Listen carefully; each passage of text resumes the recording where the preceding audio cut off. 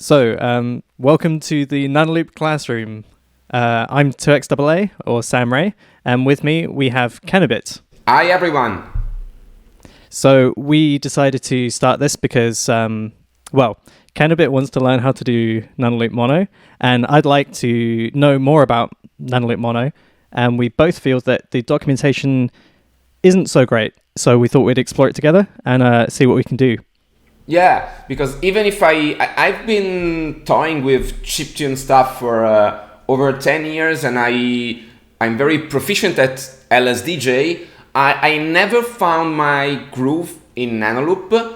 And I asked Sam to give me some directions on how to make it sound great and how to understand it.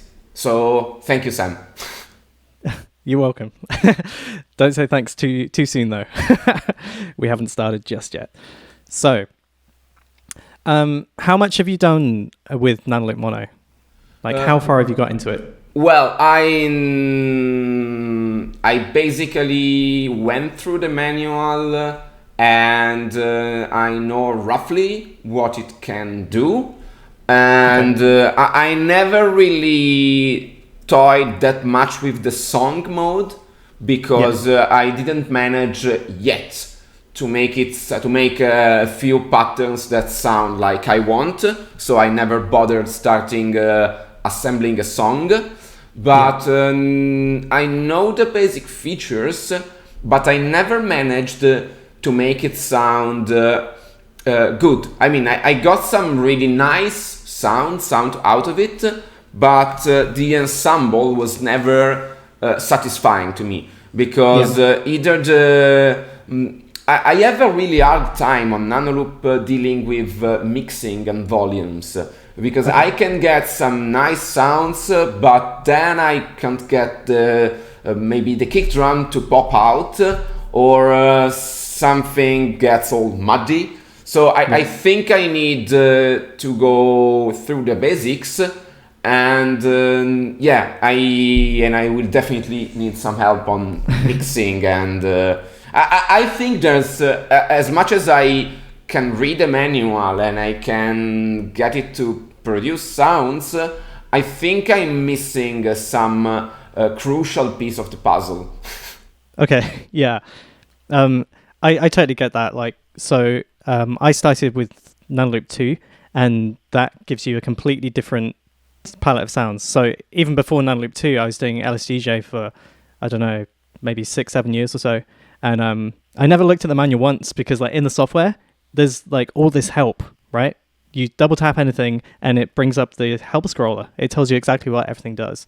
Transitioning into Nanoloop 2 was very difficult, but I was excited about all the sounds and it just took a long...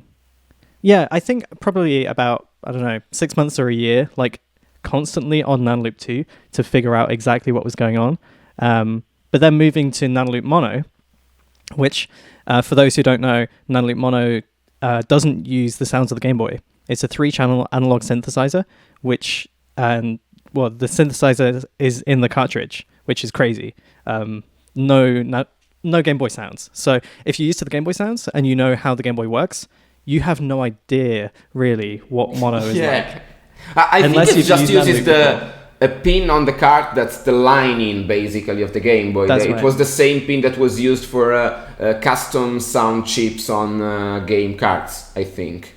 Yeah, that's it completely. So, you can do a Nanoloop Mono only Pro sound because of this pin 31. If you wire up to pin 31, you get a very, very clean output on your audio jack, which is actually what I've done for the Super Game Boy here.